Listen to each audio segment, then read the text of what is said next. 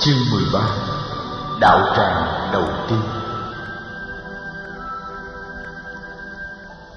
Hai thầy trò đi như thế cho đến khi trời rạng sáng thì vượt khỏi biên giới vương quốc Thích Ca. Trước mặt họ là con sông Anuma. Hai thầy trò cho ngựa đi dọc theo bờ sông, kiếm chỗ nước cạn để vượt qua bên kia sông. Qua bên kia sông, họ đi thêm một chặng đường nữa thì ngừng lại. Trước mặt dàn trải một khu rừng, thấp thoáng trong khu rừng có bóng một con nai đi qua. Chim chóc bay quanh không hề biết sợ hãi. Tất Đạt Đa nhảy xuống ngựa, chàng mỉm cười đưa tay vuốt bờm con kiền trắc. Kiền trắc, con giỏi lắm, con đã giúp ta tới được nơi đây, ta cảm ơn con. Con ngựa quý ngẩng cổ nhìn chàng. Tất Đạt Đa rút thanh kiếm đeo bên yên ngựa. Với tay trái, chàng nắm mớ tóc mây, và với tay mặt đang cầm kiếm, chàng cắt ngang mái tóc. Sa Nặc đã xuống ngựa. Chàng đưa mớ tóc và thanh kiếm cho Sa Nặc, rồi chàng cởi tràng ngọc đang đeo trên cổ ra. Sa Nặc, ngươi hãy đem chuỗi ngọc, thanh kiếm cùng mớ tóc này về cho phụ vương ta. Ngươi thưa với ngài là ngài hãy có đức tin nơi ta. Ta bỏ nhà ra đi như thế này không phải là vì ta ích kỷ, vì ta trốn tránh bổn phận. Ta đi vì mọi người và mọi loài. Ngươi hãy an ủi phụ vương giùm ta. Ngươi hãy an ủi hoàng hậu. Ngươi hãy an ủi Gia Du Đà La. Ta nhờ ngươi. Sa Nặc tiếp lấy chuỗi ngọc, hai dòng nước mắt chảy ròng ròng. Điện hạ ơi, mọi người chắc là sẽ khổ lắm. Con không biết ăn nói ra sao với hoàng đế, với hoàng hậu và với lệnh bà Gia Du Đà La. Điện hạ ơi, làm sao mà điện hạ có thể sống được trong rừng và ngủ dưới gốc cây như những ông thầy tu khổ hạnh? Điện hạ, từ xưa đến nay người chỉ quen với nệm ấm chân nghiêm trong quyên vàng điện ngọc mà thôi. Tất Đạt Đa mỉm cười. Ngươi đừng lo, người khác sống như thế nào thì ta cũng sẽ sống được theo như thế ấy. Sa Nặc ơi, thôi ngươi về đi, về để kịp báo tin cho những người thân, kẻo họ sốt ruột. Hãy để ta ở lại đây một mình. Sa Nặc đưa tay chùi nước mắt. Xin điện hạ cho con ở lại đây để sớm hôm hầu hạ ngài. Xin điện hạ ra ơn làm phúc. Xin điện hạ đừng bắt con trở về mang cái tin dữ này về cho những người mà con kính yêu. Tất Đạt Đa vỗ vai người hầu cận, giọng chàng nghiêm nghị. Sa Nặc, ngươi biết là ta cần ngươi trở về báo tin cho những người thân thuộc. Nếu ngươi thật sự thương ta thì ngươi hãy nghe theo lời ta. Ta không cần ngươi ở đây. Người xuất gia tu hành đâu có cần tới kẻ hầu cận. Ta cần ngươi về với những người thân thuộc. Thôi, ngươi về đi. Sa Nặc miễn cưỡng vâng lời. Chàng trân trọng cất mớ tóc và chuỗi ngọc trong áo và đeo thanh gươm vào trên yên con kiền trắc. Rồi chàng đưa cả hai tay nắm lấy cánh tay Tất Đạt Đa. Con xin nghe lời điện hạ, nhưng xin điện hạ thương con, thương mọi người. Xin điện hạ đừng quên trở về ngay sau khi tìm ra được đạo. Tất Đạt Đa gật đầu. Chàng mỉm cười nhìn Sa Nặc một cái nhìn khuyến khích. Chàng vỗ đầu con kiền trắc. Kiền trắc, con về nha. Sa Nặc cầm lấy dây cương của con kiền trắc và leo lên lưng ngựa của mình. Con kiền trắc nghển cổ nhìn Tất Đạt Đa một lần chót trước khi quay gót. Hai mắt nó cũng ướt như hai mắt của người dắt nó.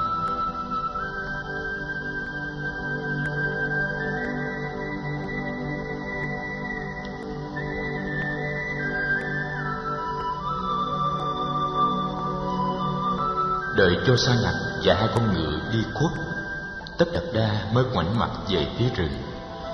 Chàng đã đi vào cuộc sống lấy trời làm màn, lấy đất làm chiếu. Khu rừng này sẽ là nhà của Tất Đạt Đa hôm nay. một cảm giác thoải mái và tự tại phát sinh trong chàng. Vừa lúc ấy, có một người từ trong rừng đi ra. Thoạt nhìn, Tất Đạt Đa tưởng rằng đó là một vị sa môn, bởi vì người này khoác một cái áo màu vàng thường là màu của những người ẩn tu. Nhưng nhìn kỹ, Tất Đạt Đa thấy tay người ấy cầm cung và lưng người ấy đeo một bó tên. "Anh là thợ săn phải không?" Tất Đạt Đa hỏi. Vâng, tôi là thợ săn." Người ấy trả lời. "Anh là thợ săn, vậy tại sao anh lại mặc áo sa môn?" Người thợ săn mỉm cười. "Tôi có khoác áo này thì bọn thú rừng mới không sợ, nhờ đó tôi mới dễ dàng bắt được chúng." Tất Đạt Đa lắc đầu. "Như vậy là anh lợi dụng lòng thương của người tu hành rồi. Anh có muốn tôi đổi cái áo này của tôi cho anh không?" Người thợ săn nhìn Tất Đạt Đa. Chiếc áo mà người đối diện với mình đang mặc là một chiếc áo trị giá ngàn vàng. "Ông muốn đổi thật không?" Người thợ săn hỏi lại. "Thật chứ sao không? Cái áo này anh có thể đem bán làm vốn để tìm một nghề khác làm ăn mà khỏi phải đi săn. Còn tôi muốn làm sa môn, cho nên tôi cần cái áo của anh." Tất Đạt Đa mỉm cười nói. Người thợ săn mừng rỡ. Hai người đứng ở cửa rừng cởi áo và đổi áo cho nhau. Người thợ săn được áo hấp tấp đi ngay. Tất Đạt Đa trong chiếc áo mới đã có dáng dấp một vị sa môn. Chàng bước vào rừng, tìm một gốc cây. Chàng ngồi xuống tĩnh tọa lần đầu trong cuộc sống không nhà không cửa.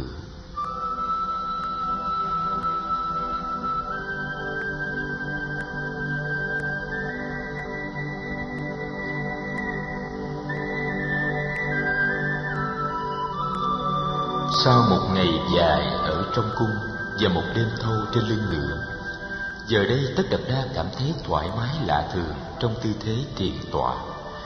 Chàng ngồi như thế để nghỉ ngơi và nuôi dưỡng cảm giác thảnh thơi mà chàng đã nếm được khi mới bước vào rừng. Nắng đã lên cao, một tia nắng xuyên qua rừng cây và đến đậu trên mí mắt của Tất Đạt Đa. Chàng mở mắt, trước mặt Tất Đạt Đa hình như có người. Chàng ngẩng lên và thấy một vị sa môn đang đứng ngắm chàng. Vị sa môn này khuôn mặt khắc khổ, thân hình gầy ốm. Tất Đạt Đa đứng dậy, chắp tay chào hỏi. Chàng cho vị sa môn biết là chàng vừa mới bỏ nhà đi làm sa môn, nhưng chưa có dịp được một vị đại sư nào thu nhận cả. Chàng nói chàng có ý định đi về miền Nam để tìm tới đạo tràng của đạo sư Alala Kalam để thụ giáo.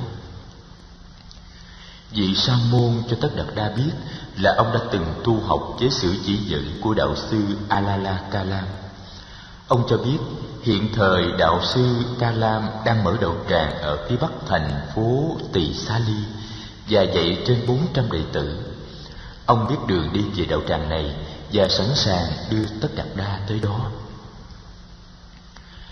Chàng theo vị sa môn vượt khu rừng già, rồi theo một con đường mòn leo lên một ngọn đồi để đi tới một khu rừng già khác. Đi như vậy tới trưa, vị sa môn bảo Tất Đạt Đa ngừng lại, rồi ông ta rủ Tất Đạt Đa cùng tìm hái những trái rừng và những đọt lá rừng để hai người ăn cho đỡ đói. Tất Đạt Đa hỏi để biết tên của những trái cây rừng và những đọt lá rừng này. Vị sa môn cho biết nhiều khi phải đi đào những rễ cây để ăn, nếu không hái được trái và lá. Biết rằng mình phải sống lâu ngày trong rừng núi, Tất Đạt Đa ghi nhớ kỹ lưỡng những lời chỉ dẫn của vị sa môn. Tất Đạt Đa được biết rằng vị sa môn này tu theo lối khổ hạnh, chỉ sống bằng trái rừng, đọt cây và rễ cây. Ông tên là Bạc Già Bà. Vị này cho biết rằng các vị sa môn tu theo đạo sĩ Ca Lam không tu theo lối khổ hạnh, bởi vì họ cũng đi khất thực hoặc nhận thực phẩm của dân cư các vùng lân cận đem đến cúng dường.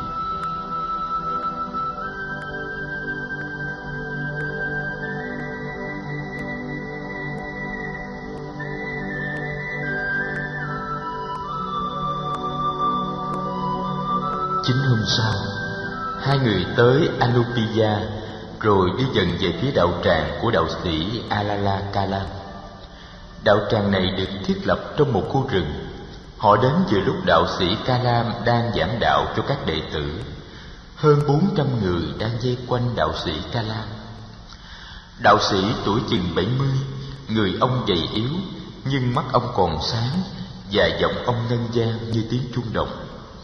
Tất Đạt Đa và người bạn đồng hành đứng chờ bên ngoài vọng và lắng nghe hết những lời đang giảng dạy.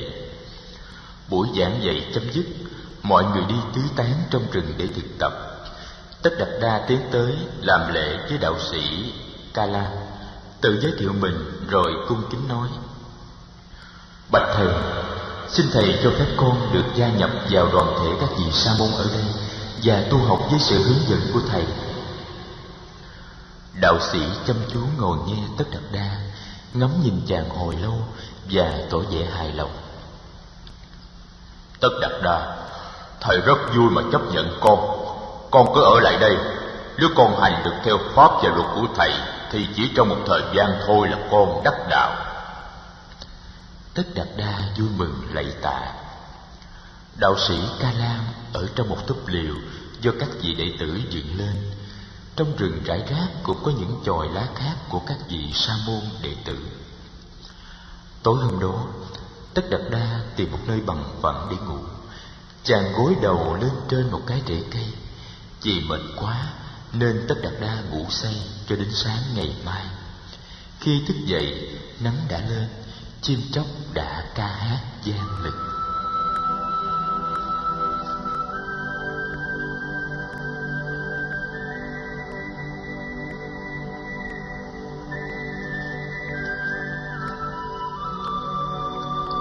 Tất Đạt Đa trỗi dậy.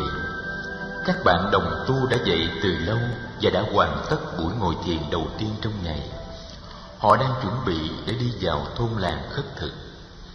Tất Đạt Đa được trao cho một chiếc bát và dạy cho phương pháp đi vào thôn làng xin ăn. Theo các vị sa môn, Tất Đạt Đa ôm bát đi vào thành phố Tỳ Xá Ly. Lần đầu tiên ôm bát đi khất thực, Tất Đạt Đa cảm thấy cuộc đời của người tu thật có dính líu rất nhiều với xã hội con người. Chàng học cách ôm bát, học cách đi, cách đứng, cách nhận thức cúng dường và cách chú nguyện để cảm tạ người thí chủ. Hôm ấy, Tất Đạt Đa đã được cúng dường một ít cơm nóng và nước cà ri chan lên trên. Khi chàng theo các bạn đồng tu về tới rừng, thì mọi người đã bắt đầu ngồi thọ thực. Sau buổi ăn, chàng đi tìm đạo sư Kalam để được chỉ giáo về phương pháp tu. Lúc chàng tới, thì Kalam đang ngồi nhập định. Để chờ đợi, Tất Đạt Đa cũng ngồi nhiếp tâm trước mặt thầy. Lâu lắm, đạo sĩ Kalam mới mở mắt. Tất Đạt Đa cúi lạy, xin thầy chỉ giáo cho mình. Đạo sĩ Kalam gọi Tất Đạt Đa là sa môn, bởi vì chàng đã chính thức là một vị sa môn khi được chấp nhận vào giáo đoàn. Ngài dạy cho vị sa môn mới về lòng tin, về sự tinh cần, về cách thở, về sự tập trung tâm ý. Ông bảo: giáo lý của ta không phải chỉ là lý thuyết, giáo lý của ta là sự hành trì. Cái biết của ta là cái biết của sự tự tri, tự chứng, tự đạt, mà không phải là cái biết của lý luận. Con phải thực hiện cho được những trạng thái thiền định, mà muốn thực hiện cho được những trạng thái thiền định thì phải bỏ hết những vọng tưởng về quá khứ, về tương lai và chí tâm hướng về giải thoát mà thôi. Sa môn Tất Đạt Đa hỏi thêm về cách điều phục thân thể và cảm giác, rồi bái tạ vị đạo sư, đi tìm một gốc rừng để hành trì. Ông đi bẻ cây bẻ lá trên một mái liều với một gốc cây để làm nơi đương náo mà thực tập thiền định. Tất Đạt Đa thực tập rất chuyên cần. Cứ 5-7 hôm, ông lại trở về với Kalam để thỉnh giáo về những chỗ còn kẹt. Tu như vậy trong ít lâu, ông đạt được nhiều tiến bộ đáng kể.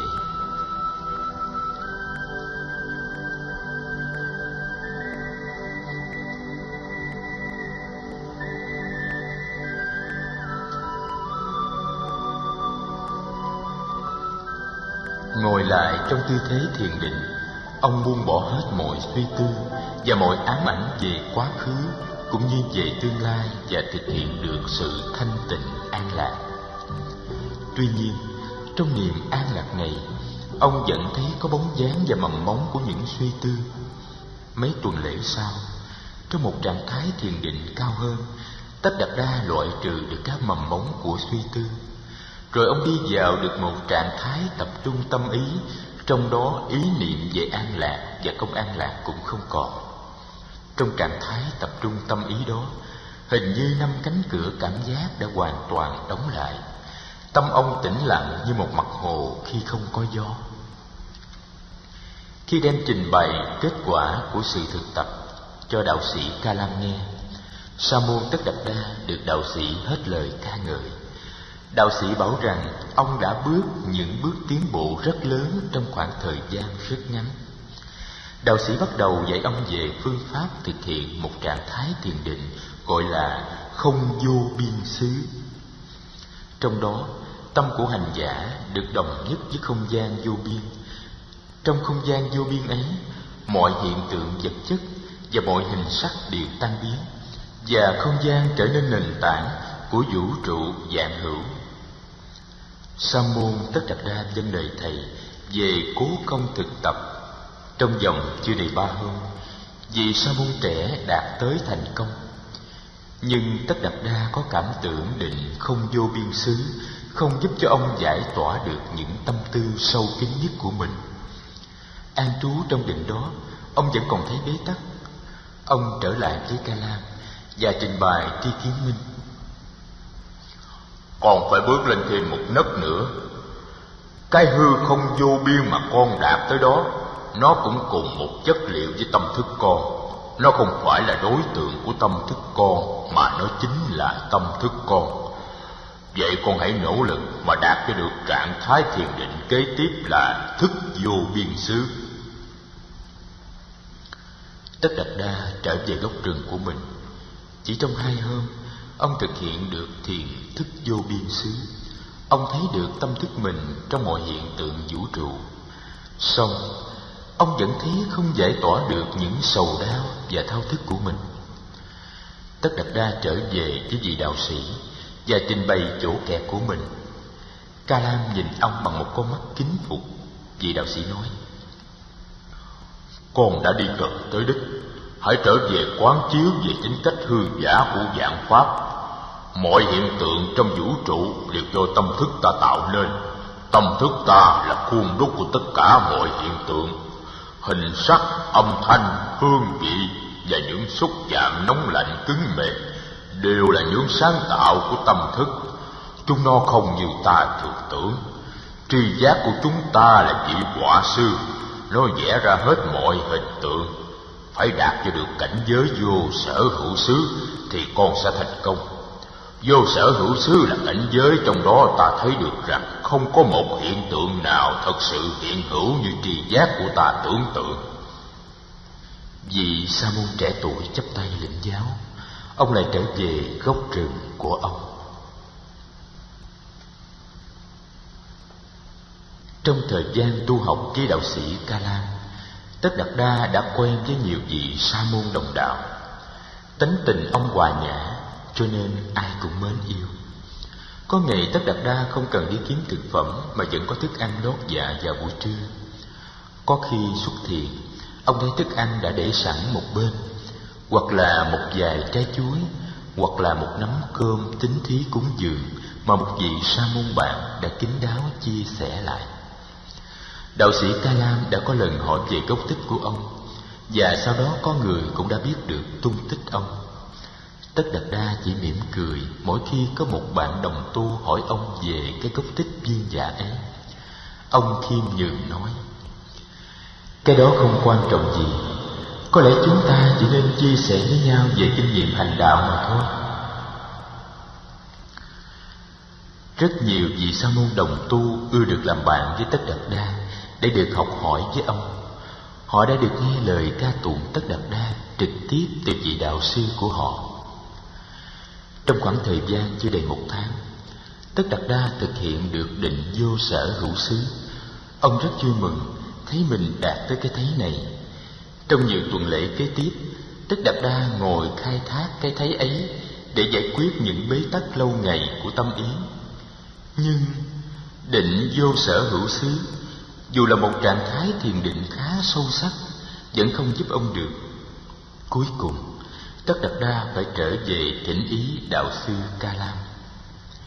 Đạo sư Ca Lam ngồi nghe Tất Đạt Đa một cách chăm chú, mặt ông sáng rỡ. Đổi cách xưng hô, ông nói: Sa môn Tất Đạt Đa, ngài là một tài ba lỗi lạc. Ngài đã đạt tới chỗ cao nhất mà tôi đã đạt. Cái gì mà tôi đạt tới, ngài cũng đã đạt tới. Sa môn Tất Đạt Đa, xin ngài ở lại đây, hai chúng ta sẽ cùng nhau dìu dắt giáo đoàn tu sĩ này. Tất Đạt Đa im lặng. Ông suy nghĩ, định vô sở hữu xứ tuy là một hoa trái quý giá của sự tu học, nhưng không giải quyết được vấn đề sinh tử, không giải phóng được cho ta khỏi những sầu đau và thao thức căn bản, không đưa ta đến chỗ giác ngộ hoàn toàn. Mục đích của ta không phải là làm giáo chủ một giáo đoàn. Mục đích của ta là tìm con đường giải thoát đích thực. Nghĩ như thế, Tất Đạt Đa chắp tay lại trình đạo sĩ: Thưa thầy, định vô sở hữu xứ không phải là một mục đích tìm cầu của con. Con muốn tìm con đường đích thực để giải thoát sinh tử. Con xin cảm ơn thầy đã có lòng chiếu cố và yêu mến con. Xin thầy cho phép con được đi du phương tìm đạo. Thầy đã dạy dỗ con hết lòng trong những tháng vừa qua. Con xin ghi nhớ ơn thầy đời đời. Đạo sĩ Ca Lam tỏ ý buồn bã và tiếc nuối, nhưng ý của Tất Đạt Đa đã quyết. Ngày hôm sau, ông lại lên đường.